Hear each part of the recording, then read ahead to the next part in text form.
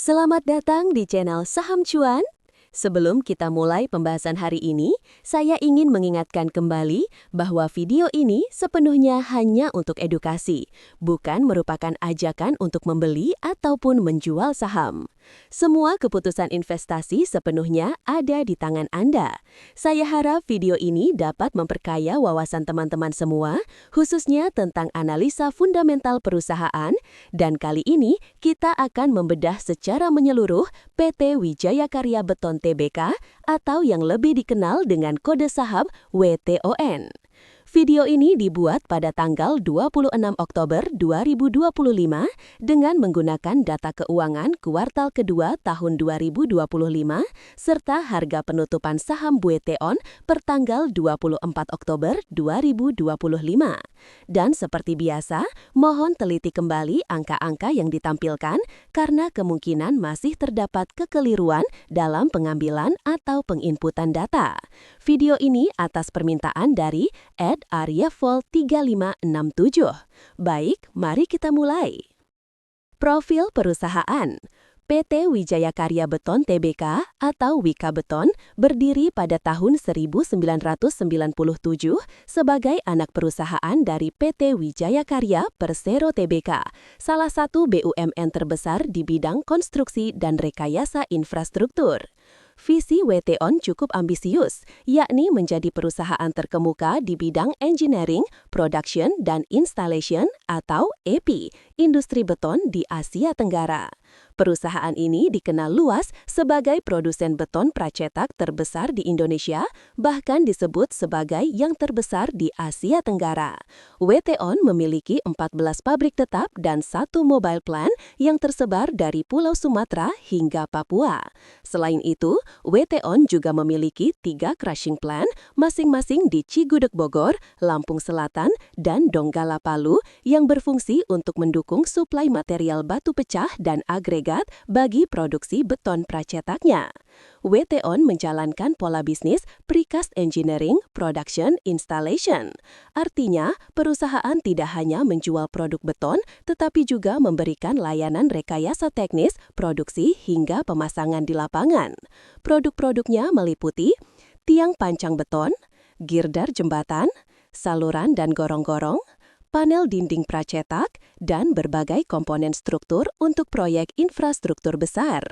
Kelebihan sistem ini membuat WTON bisa terlibat langsung dari tahap perancangan hingga pemasangan sehingga nilai tambahnya jauh lebih tinggi dibandingkan hanya menjadi produsen beton biasa. Selain itu, WTON juga memperluas sayap bisnisnya melalui 3 anak perusahaan dan 1 entitas asosiasi, antara lain 1. PT Wijaya Karya Komponen Beton yang fokus pada produk komponen beton di Karawang. 2. PT Wijaya Krakatau Beton berlokasi di Jakarta Timur bekerja sama dengan Krakatau Steel Group. 3.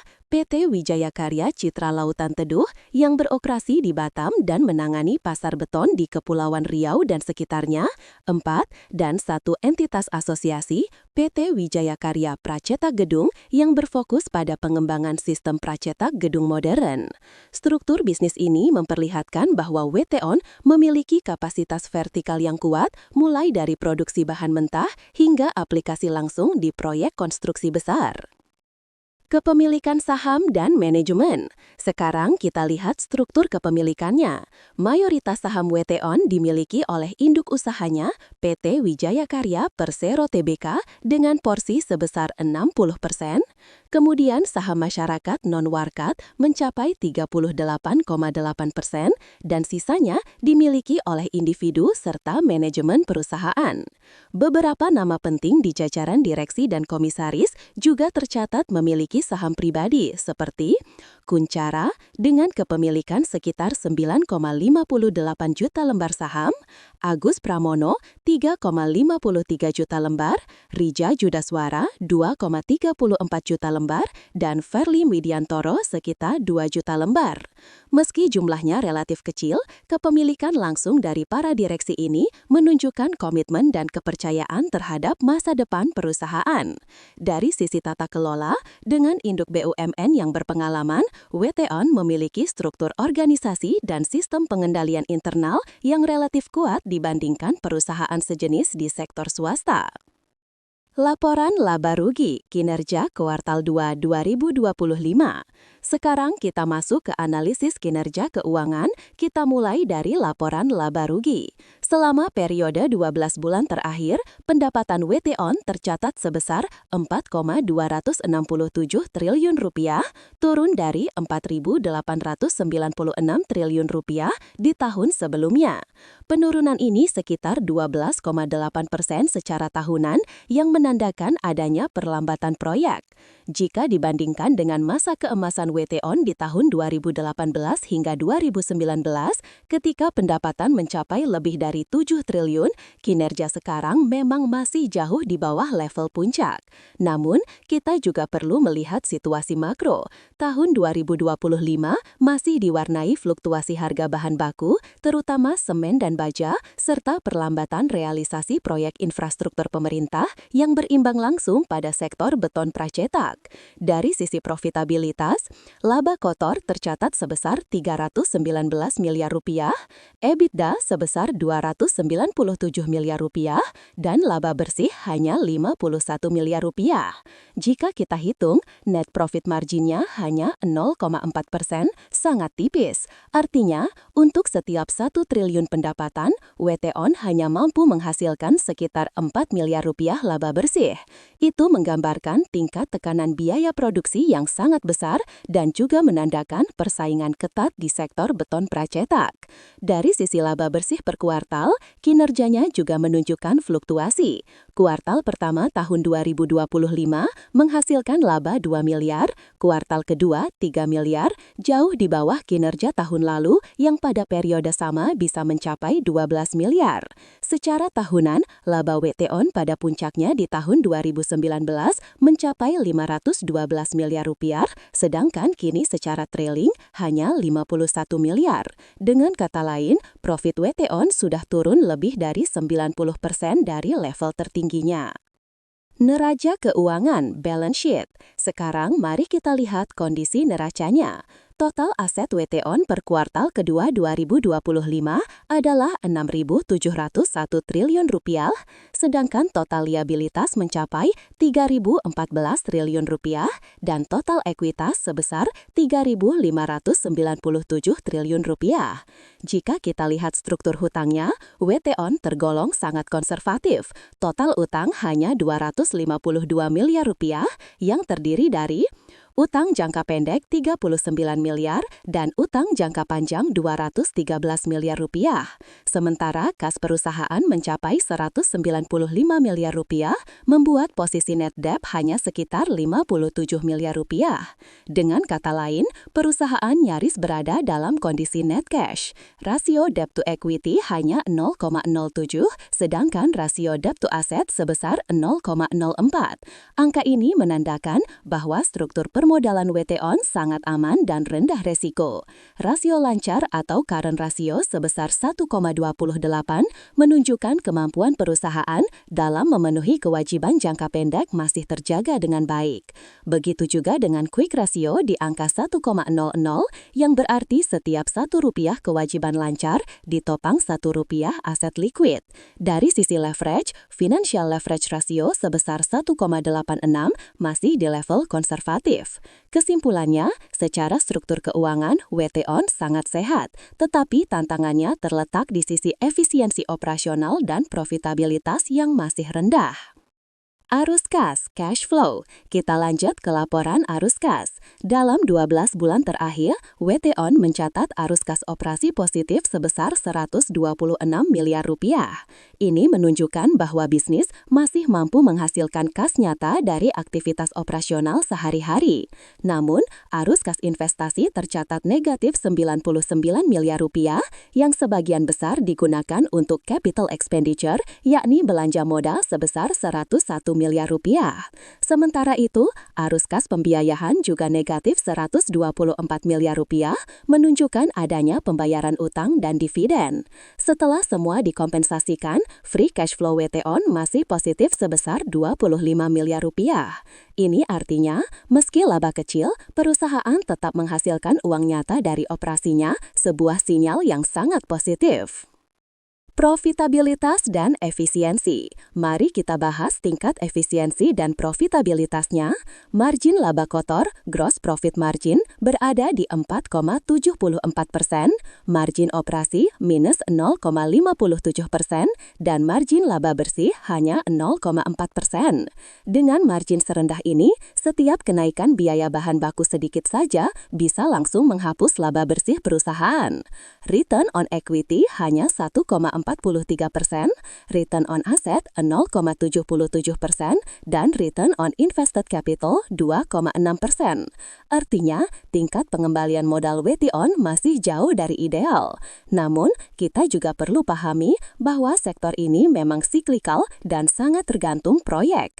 Ketika ada lonjakan proyek besar seperti pembangunan tol, bandara, dan pelabuhan, laba WT-on bisa melonjak tajam. Sebaliknya, ketika proyek melambat, laba turun drastis, dan kita sedang berada di fase melambat itu.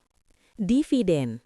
Satu hal yang menarik dari WT-on adalah konsistensi dalam membagikan dividen, meskipun laba bersih menurun. Untuk tahun buku 2024, perusahaan tetap membagikan dividen sebesar Rp0,75 per saham, dengan payout ratio mencapai 75%. Ini menunjukkan komitmen manajemen untuk tetap memberikan hasil bagi para pemegang saham.